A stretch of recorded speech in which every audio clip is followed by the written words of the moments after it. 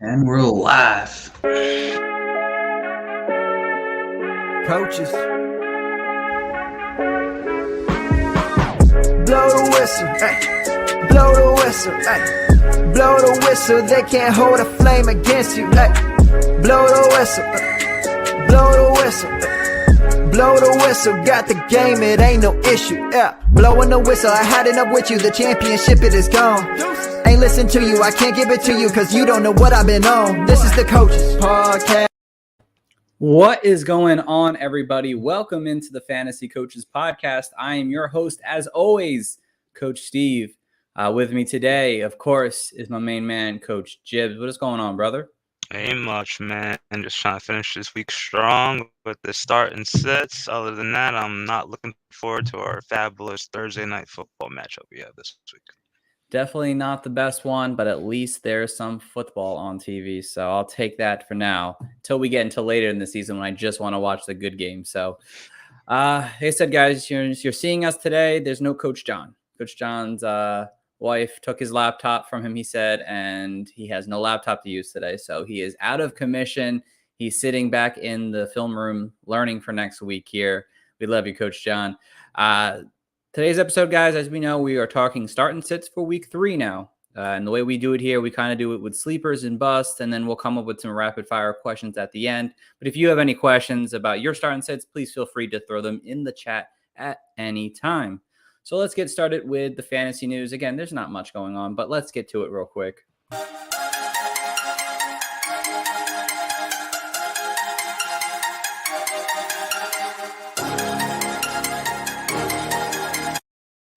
All right, guys. So with the fantasy news we have going on right now, there's not much to say that will really determine much right now. Obviously, we know for sure Mike Evans is suspended for 1 game. He's not playing this week. As for the rest, J.K. Dobbins and Michael Gallup both got full practices, both players who are dealing with coming back from injuries. We'll see how that works out to see if they're actually active on Sunday and Monday, because I think Gallup plays Monday night. But both these guys got a full practice in, which is really good for their values overall. Guys like Dalton Schultz, Jerry Jeudy, Allen Lazard, Chris Godwin, Julio Jones, Rondale Moore, no practice today, which is definitely not a great sign for coming up for week 3. We'll probably get more of an official report whether or not they're playing, most likely tomorrow. So if you're having some issues with these guys, you might want to lean to your Thursday night guys if that's the case. CMC showed up on the injury report today for his ankle. Not the greatest thing, but he says he's good to go. And Michael Pittman and Gabe Davis, 2 really high-profile fantasy wide receivers, both logged in limited practices. So there's not much here, Jibbs, we really could say about the news. I mean, it's just injuries. We'll know more about it tomorrow, but keep your eyes on the injury report. I always call Friday the injury day because we'll find out if there are people playing or not. So that's really it for the fantasy news. So there's not much. If we have more, we'll talk about it later. So. Oh, and there's John right there. I'm in the comments running amok. I love it. Continue to run that muck there, John. We'll get through this episode just fine today. Don't worry. We'll make sure you're back on Monday. So, all right. So before we get started with this week, we got to talk about last week. And of course, that's the one tab I don't have open already. That's shame on me. So last week was week 2. Week 2 could have been better for a lot of us. We had some issues there. I went 5-6. I did not count Trey Lance as a bust because he was injured. But if you obviously said him because I thought he was a bust, good for you. Jibbs, you went 6-5, but I didn't count Alvin Kamara because he did not play. Figured, not counting injuries makes kind of good sense there. And John, he went 5-5. George Kittle and Hilliard did not both play this week, so it was kind of tough to actually say that they were busts when they didn't have a chance to even show it. Some good you had, man. You had both the quarterbacks, Carson and Brady, Dawson Knox, Mike Evans, Brandon Cooks is a bust. Both good jobs on there. Aaron Jones was your one downfall, though. Aaron Jones played very well this past week against the Bears. Myself, I hit good with, TJ Hawkinson, Isaiah Likely, Raheem Mostert played well. Derrick Henry did not play well. Terry McLaurin did not play the best, but I definitely missed with my sleeper wide receivers with Tyler Boyd and Isaiah McKenzie. And of course, Rashad Bateman once again burned me for the second straight week in a row. I promise you guys, Rashad Bateman is not on my bus list today. So I thought about picking him actually. but I don't want to be in that juju. I honestly thought about it too, but if I did it 3 times in a row, he's gonna go off again. So, all right. So that was our last week's picks. We'll do definitely better this week. I have a good feeling about it for week 2 fantasies matchup. So week 3's fantasy matchup. So let's get started here with the sleepers. Jibs, who's your first RB sleeper? I wrote him in the wrong order. My first RB sleeper is going to be Nyheim Hines. I know he hasn't been spectacular, but he still has pretty decent usage. Not that you kind of want in a backup running back because he's doing minimum rush attempts.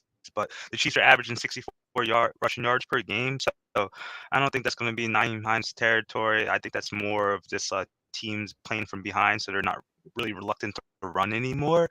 But on the other hand, on that, the Chiefs allow 60 receiving yards per game to running back. So I think that's more of Nyheim Hines' area. We've seen him get 40 and 50 receiving yards in the last 2 games. So I think there's going to be some usable. I like him a little bit less now that we've seen Michael Pittman get limited practice. I know Alec Pierce should be back. So there's not going to be that much appeal for him to have like a super high target game, but I still like the matchup in favor of Hines as a really, really low end flex if you need to play him in deeper leagues. Yeah, Hines is definitely a nice low floor option, especially in PPR leagues. If this is the game I expect it to be, them coming from behind, it was definitely good. That's for sure. It could be a good day for him because we haven't seen it just yet. But I'm hoping that Nyheim Hines, me drafting him in the late rounds definitely values out. So I don't hate that one for sure. On to my sleeper, and then we'll get to our first question of the day here. My first sleeper at the RB position this week is going to be Tyler Algier with the Atlanta Falcons. They play the Seattle Seahawks, who let up a lot of great rushing over the first 2 weeks of the season here, whether it was week 1 against the Broncos, who both running backs played very well, or was last week where, the 49ers and Jeff Wilson ran the ball very well as well. And we liked Jeff Wilson last week. So Tyler Algier got 10 carries after, finally getting into the starting role, or not the starting role, but onto the field, because obviously Damian Williams is out for, the foreseeable future. They can't run Cordell Patterson into the ground. Tyler Algier is a nice bulldozer running back right down the middle of the field here, and in a matchup where I think it's going to be favorable to, I think, the Falcons, honestly, and I think Tyler Algier will get his work in this week. So he's a nice sleeper running back if you're looking for an RB to kind of prop you up here. All right, so from Cameron in the chat here. Cameron, thanks for joining. I think you were here on Monday, Cameron, too. Hey, coaches, how do you guys feel about flexing Kareem Hunt this week? He obviously plays tonight against the Pittsburgh Steelers. Jibs, how do you feel about Kareem Hunt as a flex? Oh, you're on mute, my friend, or you're not hearing at your volume. I like him this week as a flex. So I know the Steelers defense is kind of reeling a little bit without TJ Watt. And the Browns offense is going to move through Chubb and it's going to move through Hunt. I know he didn't have a game like he did in week 1, but those games are going to flip-flop. So I still think Kareem Hunt's a good flex.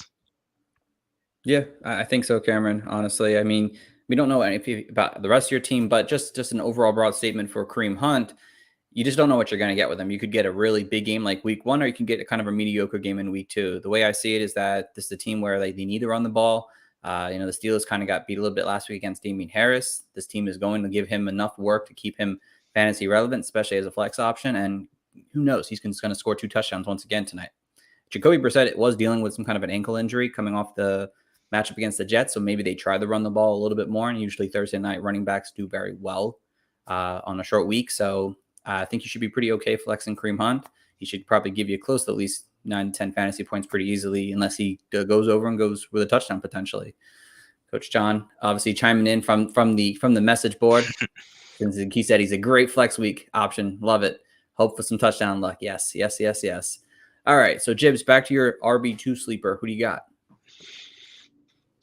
This is for deep leagues only. I'm not suggesting you play this guy because he's pretty much second or third on the team on the running backs. So my guy is Kenny Gainwell, and it's just basically because the Washington Commanders allowed the second most fantasy points to running back so far. I know Miles Sanders is going to get his, but Gainwell has been utilized as the team's main primary receiving back. So I like his chances there. The Commanders have allowed 2 receiving touchdowns to running backs in 2 straight weeks. So I think with the role that he has on the offense, it could be Boston Scott as well. So don't kill me, guys. But I think Kenny Gainwell could have a decent week, scoring a touchdown. I don't think he's going to get you 20 PPR points by all means, but I think he's in a good consideration to get probably 10 to 12.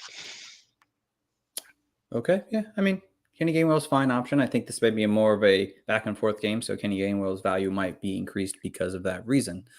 All right, so for my second sleeper here now, I went with a guy who's a little bit down the board. You're going to have to be really needy for running back right now, and it's Isaiah Pacheco from the Kansas City Chiefs.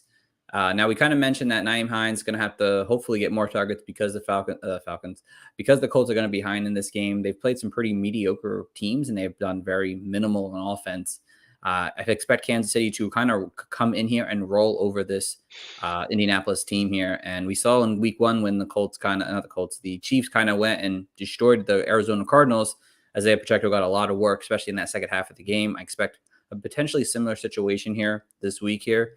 And the Colts defense, they've been okay against the run, but I think the way that this offense and how it's built and how much better of a line they're going up against, they should be able to run the ball with ease. And I think Isaiah Pacheco could end up finishing as a top 36 running back this week because of the work he might get on the ground. And you never know, there could be a touchdown in play for him. So he's my second RB sleeper this week.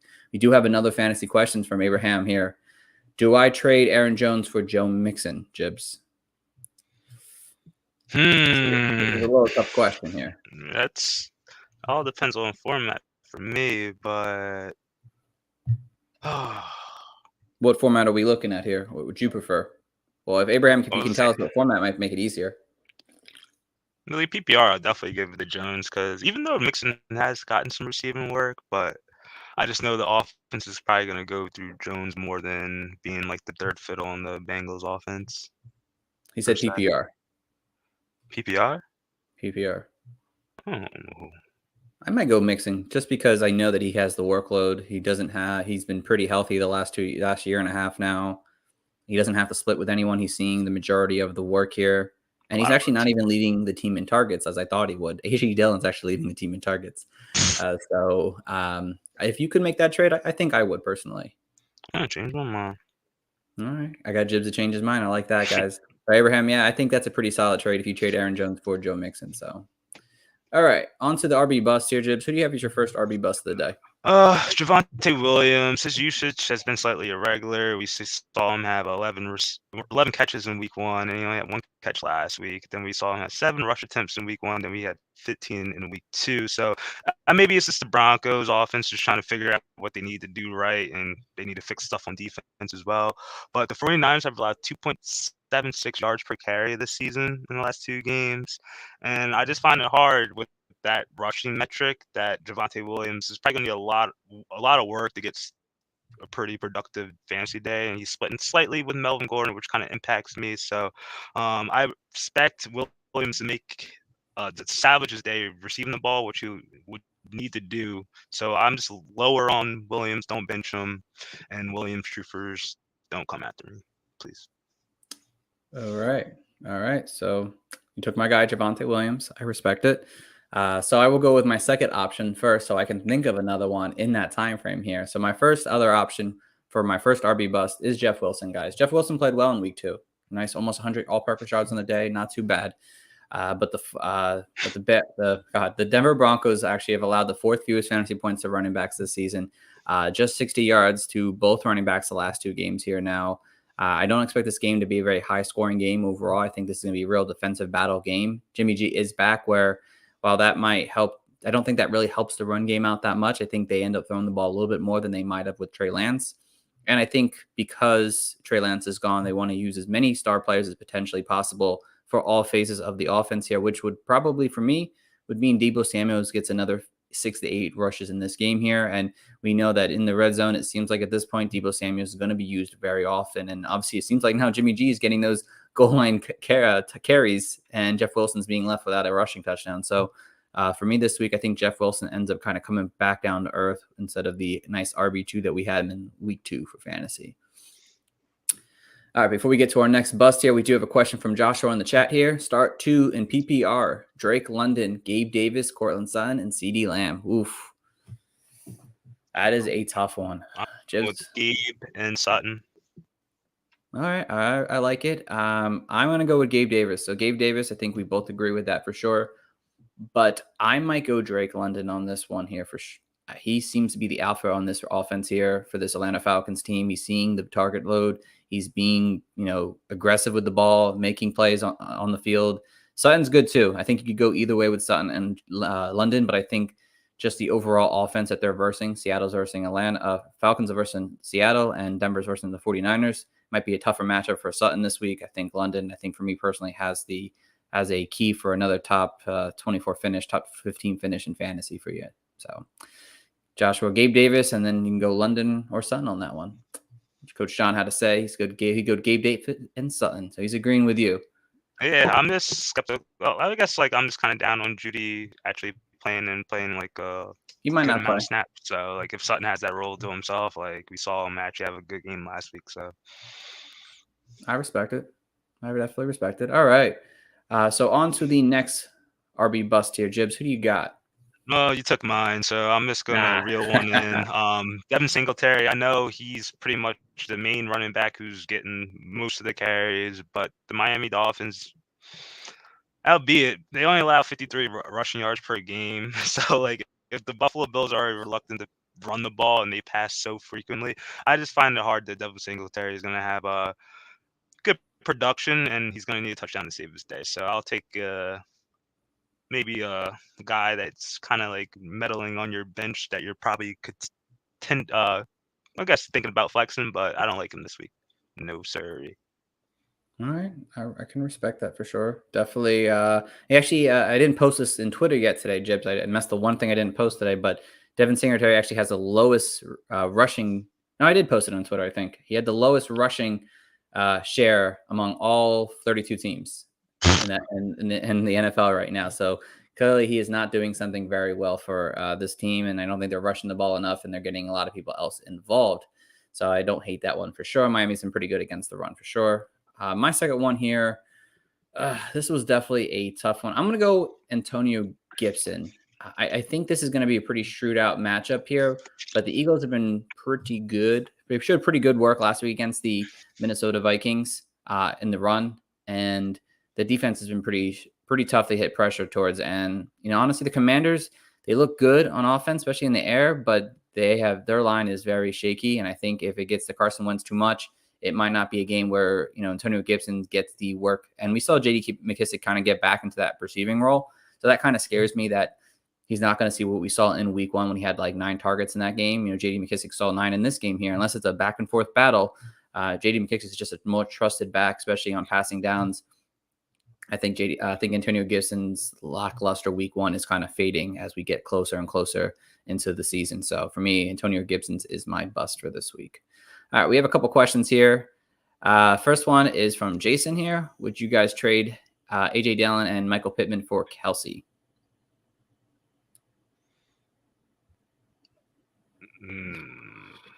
I think if you're looking to make this trade, you have at least suitable backups for both these positions here. I'd have to probably see the rest of your team.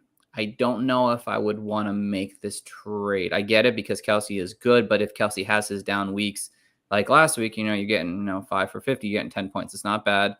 Definitely,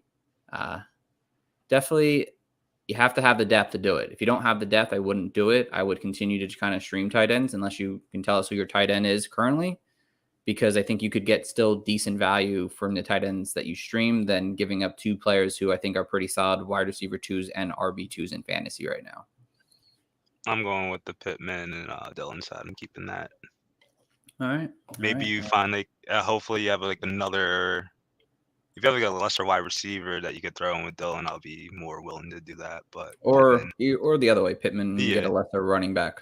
I don't know if I would want to trade that straight up like that. I feel like you're giving up too much, for starting power for Kelsey. See, Joshua said maybe I'd go Sutton if Judy doesn't play, but London if he does. Okay, it's a nice way to play it. I like it. All right, let's get over to. Let's get over to our first wide receiver sleeper, and we'll get back to more questions. Jibs, who's your first wide receiver sleeper this week? It's going to be Russell Gage. Mike Evans is suspended. Godwin's out. Julio's missing practice. That means it's going to be another week of the Gage, Miller, and Perriman experiment as starters. And sorry, I'm just gonna I'm just gonna say this straight. The Rams flat out stink versus wide receivers. Allowed the second most points to the position so far. They're tied for first in receiving touchdowns allowed to wide receivers, which is 5. And it so happens to be they allowed 5 different wide receivers to score a touchdown. So like, even if you don't have Gage and Perryman's out there on your waiver wire, this also applies to him as well. I will grab those two and plug them in as a sleeper because I just see Tom Brady scoring touchdowns, get back on track, and those are going to be his beneficiaries. So I like Gage this week more than Perryman as a safer option, but Perryman's definitely going to be a more upside play, and he's probably available more if you're in the bench. It's true. I think definitely Gabe has a nice floor play. Hopefully he can kind of get going because it's been kind of a disappointment so far this season for Russell Gage, who I think a lot of people, other things have happened, but he was definitely someone that people liked early on in May and June. So hopefully he can kind of get things going with Brady so far. So, all right.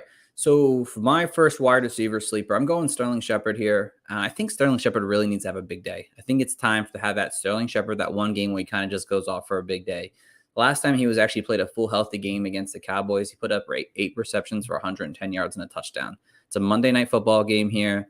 The Cowboys, they have been decent on defense so far this season, but this new Brian Daboll offense, they want to get the best players out there to really make something happen here. And I think Sterling Shepard, he had a nice game last week. Decent, wasn't great, but I think this week he kind of gets things even going more. I think they use him in that advantage, in that slot role position here. And he could end up being a pretty nice flex option where he finishes as a top 36 wide receiver for you in fantasy. So, all right. So on to another question we have in the chat. Thanks for the questions, guys, today. We appreciate it here. All right. Half point PPR, 10 team. Do I trade Garrett Wilson for Drake London? Current wide receivers are Diggs, Keenan Allen, Bateman, Curtis Samuel, and Devin Duvernay. Thanks. Yes, sir. I think you do, yeah. And I honestly like both these guys for the rest of the season. I'm interested to see how well they do and how well they progress. But if you're looking at, Garrett Wilson has to deal with Elijah Moore and Corey Davis still. And, of course, that run game. Drake London just has to deal with Kyle Pitts, who just really doesn't seem to be very involved at this moment. So, yeah, I would want to take Drake London right now. He's shown more big playability right now in the offense and has less competition. So I like that one there. Let's do one more before we get back to it. Joshua says, start one in PPR, Henderson, Dameon Pierce, and James Robinson. James Robinson, hands down. Yeah, James Robinson has the production. I'll go James Robinson, Pierce, and Henderson. I'm just kind of worried about Henderson's usage splitting with Cam Makers last week. And Pierce ain't going to do much in PPR league, so. Pierce has had very minimal usage in the passing game so far. That's Rex Burkhead's job at the moment. James Robinson has just been very involved in this offense and has been doing the best so far. And they versus a Chargers team who is very vulnerable to the run so far. And Henderson, like Jib said, it really could be a really 180, like I said last week, with him and Akers. Who knows that Akers is going to take the workload this week. I hope it's not true, but we'll have to wait to see. But I think James Robinson is definitely the best. Go back to Jason real quick. His lineup here. Yeah, I just hit it. My lineup is Cook, Javonte, Jefferson, Amron, Ertz. I'd be waiting for Godwin to come back. Philip Pitts, I would make just trade for Kelsey. I would consider that especially if you're like 2-0 as well. Yeah, I would expect your team to be 2-0 with that roster. Yeah, honestly, in that sense, Jason, yeah, honestly, that's okay making that trade there because you're getting a guy who's just a dominant at the position here. Now that we know that you have 2 stud running backs, you have 3 good wide receivers. You don't really need Pittman. I mean, it's nice to have him, obviously, but yeah, that makes more sense for that trade. 100%, Jason. Like it better now. All right, so let's get back to the wide receiver busts. Sleepers. Jibs, who's your wide receiver 2 sleeper? Oh, wow. I'm going to go with Jacoby Myers. The Ravens have been getting cooked by the wide receivers, starting with the Jets in week 1 and last week with Hill and Waddle, of course. But Myers is a steady Eddie type of player who will provide a floor for fantasy managers who play him, especially where receptions do count. Myers leads the Patriots in receiving yards and receptions so far. I'm not expecting the Patriots to hang with the Ravens, especially after that loss they had last week. So I'm expecting a negative game script, which probably will allow Jacoby Myers to be the safety blanket for Mac Jones as he tries to throw more to catch up with the Ravens. So I do like Myers as a low end, I guess low end wide receiver 3 today. Oh yeah, low and 2. Yeah, sorry. I always get low and high. That's okay. That's okay. He did have some kind of like look at his knee this past Wednesday, so just keep that in mind. But if he plays, I mean, he's good to go for sure. Let's see here. My sleeper wide receiver 2 is Treylon Burks this week, guys. He's leading the team right now in targets. He's got 50 yards in over back-to-back games now. The Raiders have been just okay versus wide receivers up to this season here, and we're going to talk about someone else from the Tennessee Titans soon, but I think this team does get back on track after a really bad last 2 weeks. The Raiders defense is not that great. I do believe that the run game gets going, which is that the whole point of their offense is to have Derrick Henry running the ball and then opening up the field for play actions and passing plays. And I think Treylon Burks ends up having his first big week that we've seen already from guys like Drake London and Garrett Wilson and Chris Olave kind of the last week. So look for Treylon Burks to make his name finally in the NFL. So that's my wide receiver 2 sleeper. And then back to some more questions here. Sebastian says, Darren Waller, Debo, Ramondre Stevenson for Aaron Jones, Zach Ertz, and Mike Williams. Full point PPR redraft with side wins.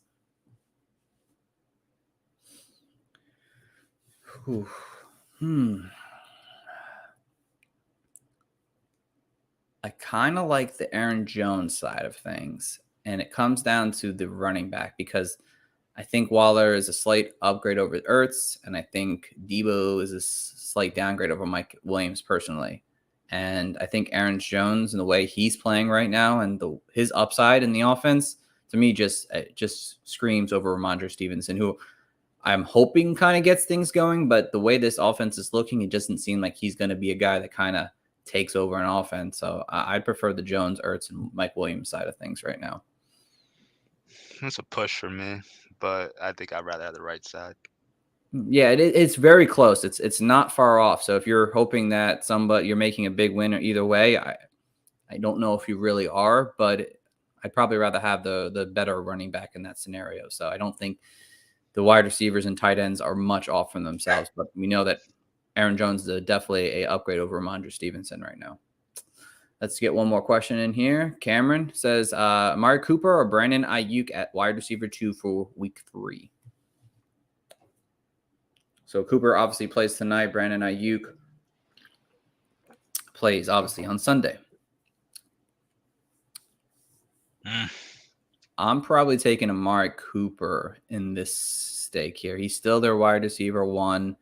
We saw the Steelers kind of get beat pretty bad against Nelson Aguilar in week 2. Amari Cooper is that more, can do a lot of different things in this offense here. I think we saw it get corrected that he is their wide receiver 1 overall.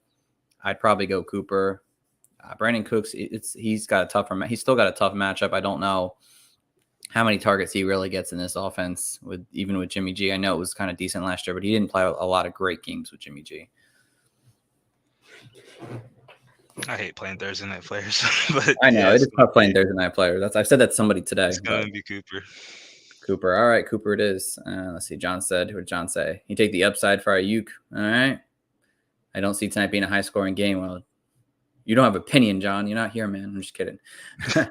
Love that you're in the chat, though. All right. So let's get back to let's go get to the wide receiver bust now, guys. All right, wide receiver busts. Who's your first bust here, Jibs? You mentioned earlier in the show, it's Terry McLaurin, and I just want to phrase this question. Did you see what happened to Justin Jefferson Monday night? Practically on a milk carton. I didn't know. He caused me almost losing multiple games, I think.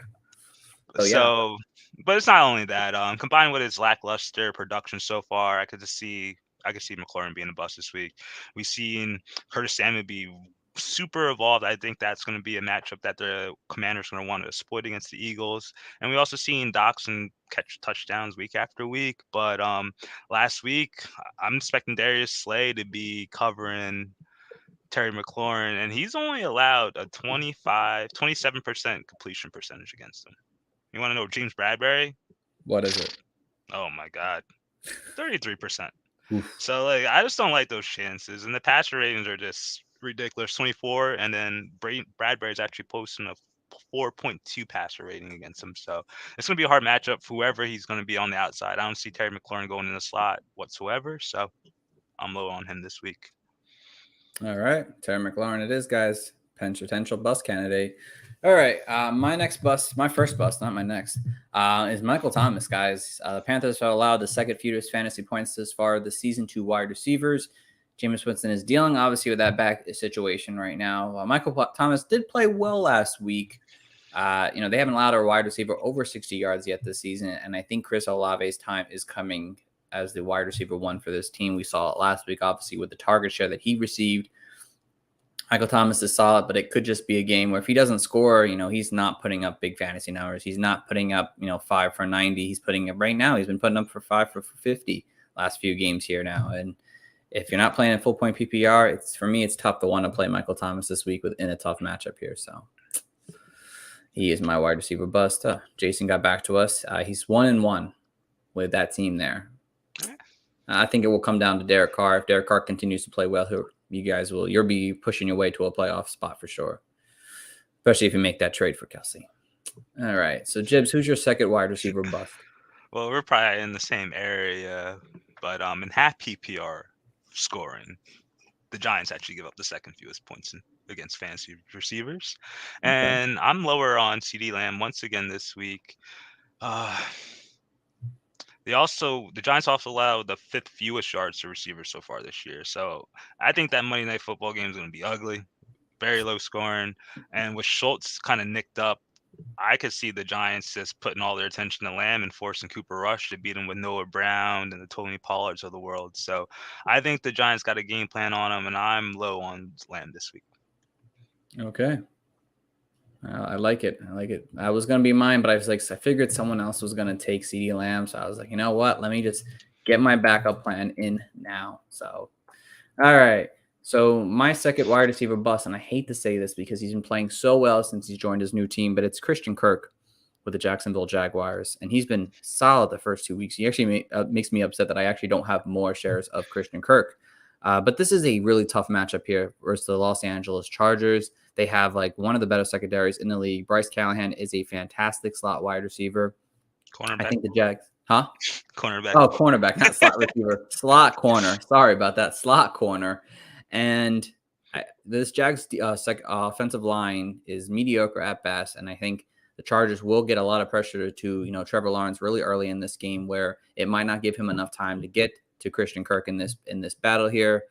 Unless he gets, his high target share and he can score a touchdown, I don't see that happening this week. I think Christian Kirk ends up having his first mediocre, poor week of the season here. And, we get back to saying, oh, that's the real Christian Kirk, which it isn't. I really think he is a good fit for this offense, but this is a tough matchup. I think he ends up having a pretty bad day for us in fantasy. So for me, Christian Kirk is my second bust of the day. All right, so before we keep going here with the rest of our show, I got to mention our sponsor of the show, No House Advantage, guys. No House Advantage is sponsoring us through the month of September here. We're trying to help them, trying to help us. No House Advantage is changing the game by offering the most dynamic fantasy sport platform available today. You play in their pick'em contest, you verse other people for a shot at winning $150,000 plus in cash. That's a lot of money, guys. You download the app, you choose a contest, you select some player props, earn points for each correct pick, and climb the leaderboard for your shot at the big money every day. You can also test your skills versus the house and win 20 times your entry if you hit all of your picks. Bet up to 5-player over-unders or individual matchups across every major sports, including the NFL, MLB, NBA, PGA, MMA, or NASCAR. You sign up today with the promo code COACHES at nohouseadvantage.com or download their app at the app stores to get your first deposit match up to $25. Make sure you check out No House Advantage today and experience daily fantasy redefined, because it's not just how you play, but it's where you play. And you guys don't want to miss out on this. I played this weekend, guys. It was so much fun to play. I actually won some money. So if you download the app or go onto their website, use our promo code COACHES, you get an extra $25 off of the money you already deposited, and you can win some big money, guys. So help us out. Help out No House Advantage. Download the app. Use the promo code COACHES. All right, Jibs, let's get back to the sleepers here now. Your tight end sleeper. Who's your first tight end sleeper of the day?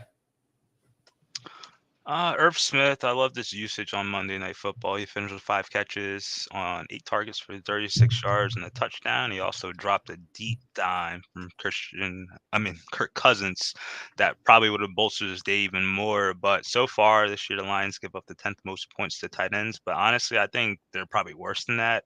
Week 1, Dallas Goedert basically fell 2 yards, a yard short of scoring a touchdown. And we saw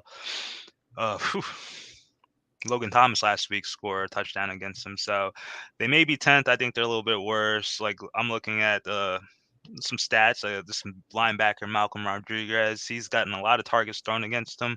And I'm assuming a linebacker would cover a tight end most of the times, but the passer rating against him is 115. So I think that's an area for the Vikings to exploit. And we should expect Irv Smith to be a low-end tight end one this week. Oh, yeah. I like that Irv Smith kind of got things going. I was a little nervous about him last week prior to, obviously, the Eagles game that he was just going to be a complete bust. So I like that he kind of stepped up a little bit there in week 2. So, all right. So for my tight end sleeper guys, I went with Noah Fant. The Falcons gave up the 3rd most fantasy points to tight ends this season. They allowed a tight end to get over back-to-back 40-yard games here. And I think Fant needs to get things going. He really hasn't gotten things going in Seattle so far. It's been a lot of other tight ends in Seattle, which is very difficult to say. But I think this could be his coming out week with this team here.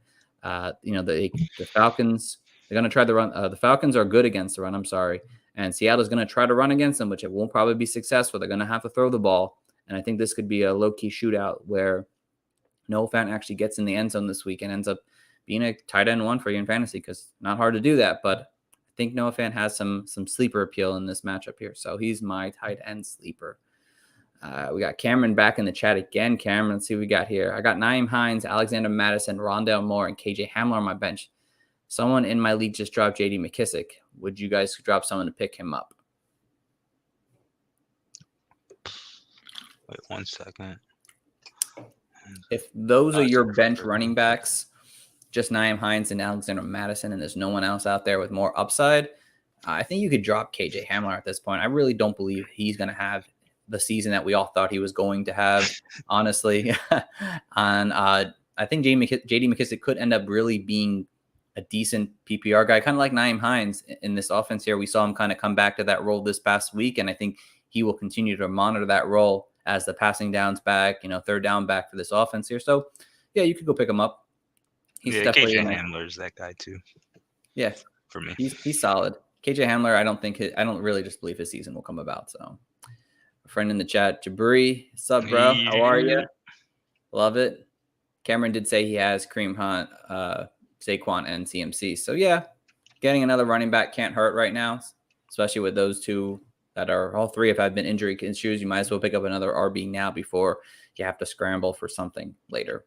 Or maybe get Deontay Foreman just because CMC was kind of banged up this week. I don't know if that's a thing or not. It seems like he's going to be good to go, but just keep that in mind. So you might want to go get Deontay Foreman right now instead of JD McKissic, just to have a backup plan. All right, so let's get back to the tight end busts now. Jibs, who's your tight end bust of the week? Zach Harrison. He's had some injury issues and practices going out since the beginning of the year, but he's had pretty decent production for a tight end over the last 2 weeks. But remember what I said, the Rams just suck against wide receivers. They're actually great against tight ends. I don't know why. Maybe it's a scheme thing or they just can't defend them well, but they only allowed 4 receptions on 29 yards to Dawson Knox and Kyle Pitts, guys we were drafted in the top 12 tight ends during draft season. So Zach Ertz is a guy that was in that same category. I think he won't do as good as they did, and maybe with I'll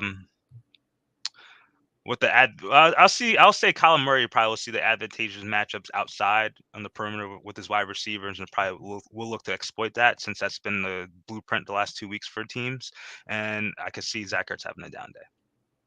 Yeah, I thought about Zach Ertz as a potential bust, honestly. So I like that you brought him up there. I think there's potential for him to kind of have a really down week because he's been playing pretty well, obviously, the first 2 weeks of the season. So, All right, my tight end bust is honestly a fan favorite of mine because he's a Miami Dolphin, but it's Mike Gesicki.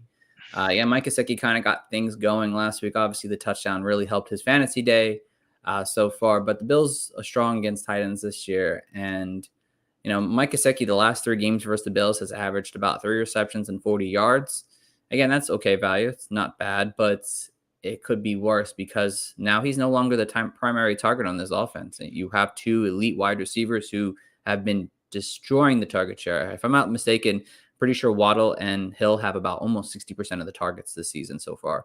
And that's outrageous how many targets they have right now. I think Mike Gesicki, if he doesn't get the targets, he might not get the yards and he might not get the opportunity to score. So for me, Mike Gesicki is out until I can see more consistency. I'm not relying on that week 2 production in a tough matchup this week. So, all right, Joshua is back in the chat for another question here. Jibs, non-PPR, Curtis Samuel, DJ Moore, or Devin Singletary?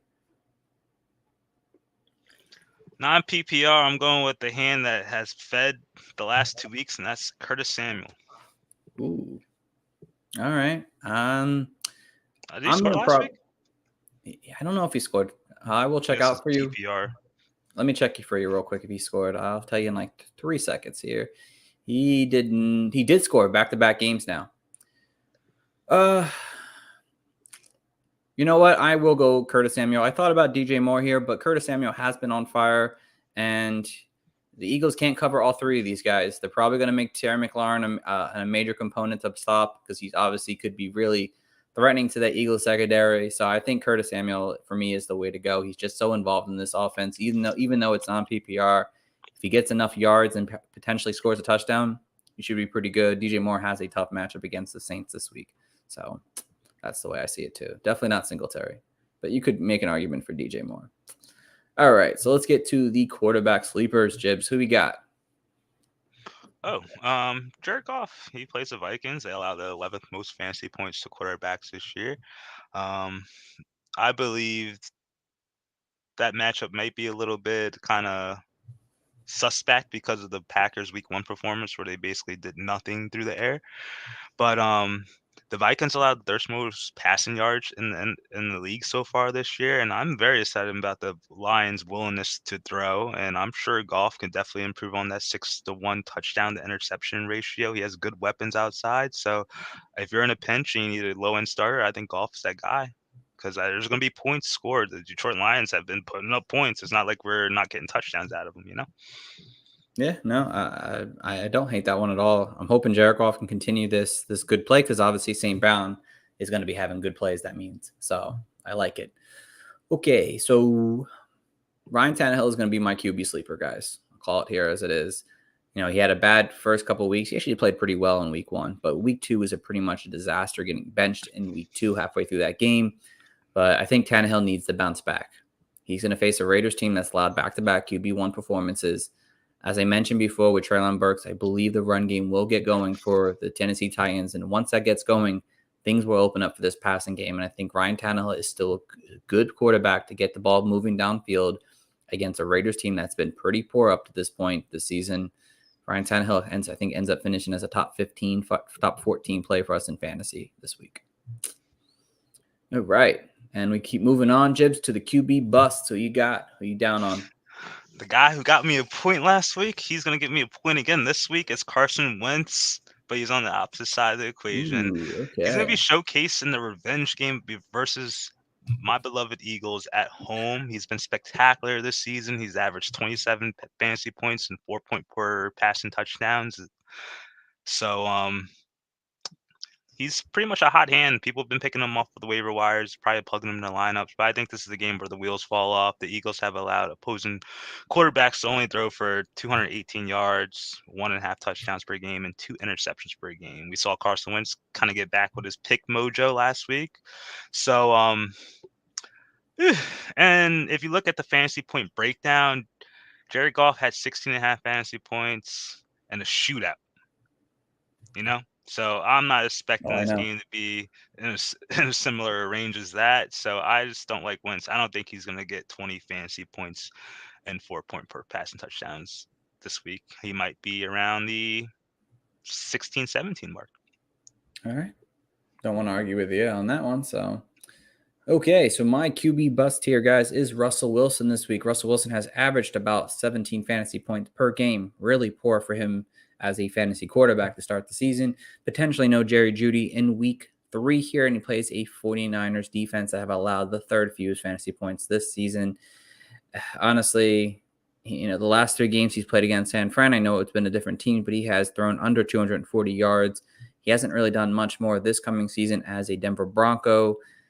It might be a really bad game for this Broncos offense, and they could potentially get booed again, but away from their own stadium, if I believe they're on the road this week. So for me, I don't even want to start Russell Wilson. I want to go a different option if I can. I just don't want to trust him until he can put up that big performance. He's clearly not living up to the let Russ cook motion that we all loved a couple years ago. It's really just very mediocre fantasy quarterback play from him this year. So for me, he is my QB bust in week 3. He's cooking. It's just burnt. It's burnt. It's burnt toast. I don't want any burnt toast this week, guys. So Russell Wilson. But I do like what you're saying. Like he's played against the 49ers. I'm sure they have something, even though it's a new team, they know some of his traits, his tendencies and stuff like that. So I do like that you brought that up. Yes, absolutely. All right. So that's going to end our starts, sleepers, and busts. And let's get in some quick rapid fire questions. If anyone has any questions for the chat, please get them in now because we will be ending shortly. All right. So let's start with some tight ends, Jibs. Pratt Freiermuth or Tyler Higbee this week? Higbee. Higbee. Yes. I like Higbee a lot. Higbee or TJ Hawkinson? Higbee. Higbee. Yes. Logan Thomas or Hayden Hurst? Ooh, my guy from your sleeper. My sleeper? No, my waiver wire guy. I'm gonna go Logan Thomas. Yeah, I'm gonna go Logan Thomas as well in this. Let's see here. Albert O or Cole Kmet? Ooh, the battle of nothing. I'm gonna take Cole Kmet. Cole Kmet, yeah.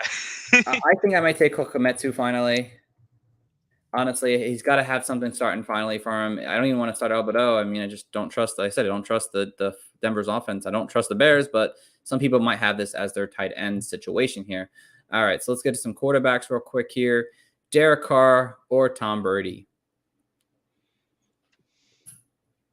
I'm going Derek Carr. Going Derek Carr for sure. Derek Carr. Tom Brady or Tua? Who are you guys playing? The Bills. Whew. I'm going Tua. I think I might still have to go Brady. I don't know if I don't trust Tua 100% yet. I do trust him, but I don't trust him enough for fantasy. Carson Wentz or Aaron Rodgers?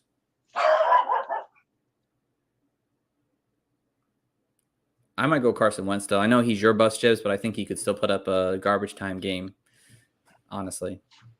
Yes, I agree. All right. Let's see. Joe Burrow or Derek Carr? Burrow. I think he gets it on track this week. Yeah, I agree. Joe Burrow is a good way to go. All right, let's get to some running backs here. Do a little bit more of these. Aaron Jones or Dave Montgomery? Montgomery's got Houston. Aaron Jones has Tampa. I'm going to go. Oh, wow. Monty's matchup is so good, though. I might get back on the Monty train personally. Yeah, I'll go Monty. I was gonna put Herbert as my sleeper, but I was like, they're just gonna give all the work to Monty, so it doesn't really matter. Yes. All right, Javonte Williams or Clyde Edwards-Helaire? I'm gonna go Javonte. I just don't really like CH's efficiency. No, I mean his usage versus his efficiency. I respect it. I think I'm still going to go Clyde on this one personally, and I hate to say that out loud, but I think I still would go Clyde over Javonte. I just don't like the matchup at all. Lock him up. Lock him up. I know it's so bad, but I had to speak my truth. Alex said, should I trade DJ Moore and Jeff Wilson for Javonte Williams? Absolutely. Absolutely, 100%. He might be a bust for me this week, but he is a long-term starter for sure. So, Alex, if you can make that trade, absolutely. Even if it's redraft or keeper, don't matter, or dynasty, whatever it is, definitely all formats, please. Exactly. All right. Do you trust Miles Sanders or AJ Dillon this week? I trust Miles Sanders. I trust Miles Sanders as well. I like the matchup. Zeke Elliott or James Robinson? I I'm going to go Robinson on this one. would say Zeke. Zeke, okay. All right. Well, let's see. Zeke or AJ Dillon? I'll go Zeke. I'm going to go AJ Dillon still on this one. Darrell Henderson or James Conner? Conner. James Conner, yeah. Damian Harris or James Conner? Give me Damian Harris. Yeah. I'm gonna take Conner. Okay. Let's see. Cam Akers or Rashad Penny? Scam Akers. Yeah, Akers. Hate to say that, but Akers, yeah, absolutely. Travis Etienne or Michael Carter? Michael Carter. Yeah, Michael Carter. Give me Michael Carter. Let's see. Raheem Mostert or Breece Hall? Mostar. I'm probably going to go Breece Hall in this one, personally. All right. Let's do some wide receivers, and we'll wrap this thing up tonight. Like I said, guys, if you have any final questions, please throw them in the chat. All right. So let's get over here. Deebo Samuels or – no, not Deebo Samuels. T. Higgins or Cortland Sutton? T. Higgins. Sutton. T. Higgins. Hollywood Brown or Michael Thomas? Who's Arizona playing again? They play the Rams. Yeah. Yes. I'm going Hollywood Brown on this one too. Let's see here. Gabe Davis or Michael Pittman, if they're both playing. Michael Pittman Jr. Michael Pittman Jr. I would have to agree on that one. Let's see. Rashard Bateman or Drake London? Drake London. Drake London, yes. Rashard Bateman or Curtis Samuel?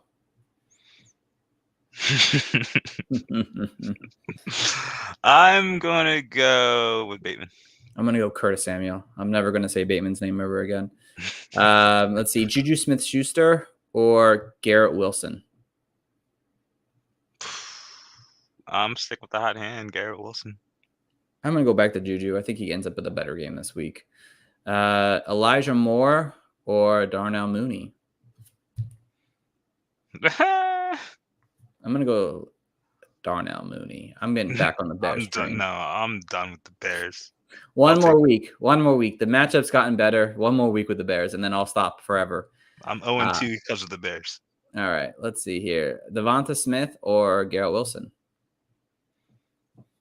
I'm going to go with Wilson. More involvement. I'll go Wilson, too. In the red zone, at least. All right. Hunter Renfrow, or he has a concussion, so watch out for that. Or Jahan Dotson. Dotson, yes. Let's see here. Let's get one more. What about Greg Dortch or let's say Darnell Mooney? Oh my God. I'm going to go. What's Rondell Moore's status? What is it? What's Rondell Moore's status for this week? He didn't play. He didn't practice Thursday, so he might be out. Oh, okay. Torch it up. Okay, torch it up. All right. I might go Mooney still, but I had to throw his name out there for sure. Let's do one more. Brandon Ayuk or DK Metcalf? Metcalf. He comes back this week. Yes, that's what I'm hoping for is a Metcalf comeback. So, all right. Fantastic. That was our rapid fire question round. Again, final seconds if you have any fantasy questions. Here we go. Browns defense or Steelers defense in a weekly pick'em? Ooh. Oh, that's not mine. I'm saying the Steelers win this week. Nah, I'm going Browns. They're at home. All right. We'll split decision. Maybe if John's in the chat, maybe John can say what he thinks. Split decision here. So whatever you thought, Joshua, and one of us agreed with it, that's probably the team you should go with. Browns had all right, guys. Team meeting, yes. So I thank you guys all for listening once again today. Thank you for all for chatting in the chat here. Love the fantasy questions as always. Again, thank you all for listening. We'll be back on Monday and Thursday next week to do next week. But until then, guys, please go check out our website at www.thefantasycoaches.com. We have all of our, articles, rankings, this show, the Dynasty Coaches, a bunch of different things up there. John said he just called his bookie and they took the Browns. So Browns are something apparently, and I don't have it right. And if you guys want to keep hearing more about our content, please go to Twitter at Coaches Fantasy. We post all of our content up there and any news update that we might have as well, and any cool fun stats. So thank you guys all for listening. Tune in until next time, guys. Enjoy week 3. Enjoy Thursday Night Football. Thanks for listening and have a great one. Nah,